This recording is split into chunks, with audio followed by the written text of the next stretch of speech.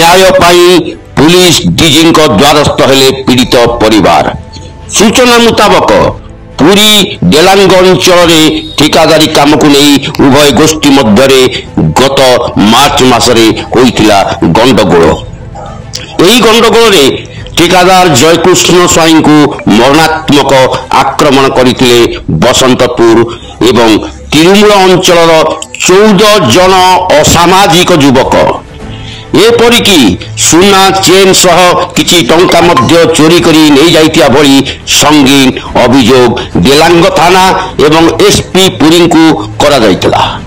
हेले विडंबनार विषय यही घटना को दीर्घ 1 मास बीती जाइतिले सुद्धा डेलांग पुलिस जयकृष्ण परिवार को न्याय न देबारु आज तांको परिवार लोके पुलिस डीजी निकट में न्याय दाबी करने सह आसामी मानक विरुद्ध दृढ़ कार्यानुष्ठान ग्रहण करने निवेदन करिसंती। अन्यपटे यह घटन एक स्वतंत्र पुलिस टीम गठन करा जाई अनुसंधान जारी रही बोली पुलिस डीजी प्रतिश्रुति मिलिथिबा कथा निज प्रतिक्रिया रे कहिसंती जयकृष्ण भाई रवींद्र स्वाई। तेबे प्रतिश्रुति पूर्ण न हेले परिवार लोक अनशन करिवे एवं धर्मघट पाई राजरास्ता को ओह्लाई आसे बोली कड़ा चेतावनी दिया जाइछि।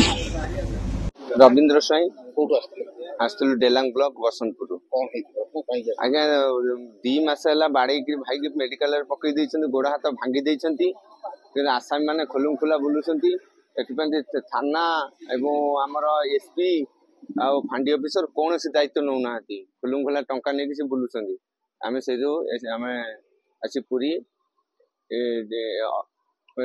कटक रे आसी पहुंचलु डीजीपी ऑफिस रे आसी तांकटु किछि न्याय पाइबा आशा रे ठीक आसीचु से हमकु न्याय देबे बोली हमकु आज्ञा दीदी कहले वर्तमान मु आपे स्पेशल ऑफिसर जने छाड़ीबी से तांकर तदंत करिवे आपण न्याय पाइबे आपण न्याय को अपेक्षा करन। घटना आज्ञा भाई कंट्राक्टर काम करथिले कंट्राक्टर टू किछि टंका 2 लाख टंका धरि के आसले किंतु हमर बसंतपुर किछि दुर्बृत्त आउ तिरुमलर से मिसिकरी 14 जन संघबद्ध आक्रमणी गोड़ हाथ बाड़ी भांगी देले एवं तांकर टंका सब आ सुना चेन खाता सब नहीं जाइछन्ती। चोरी उद्देश्य एवं तांकर आगुरु किछि शत्रुता थेबेरे तांक सहित से जो बाड़ीले आ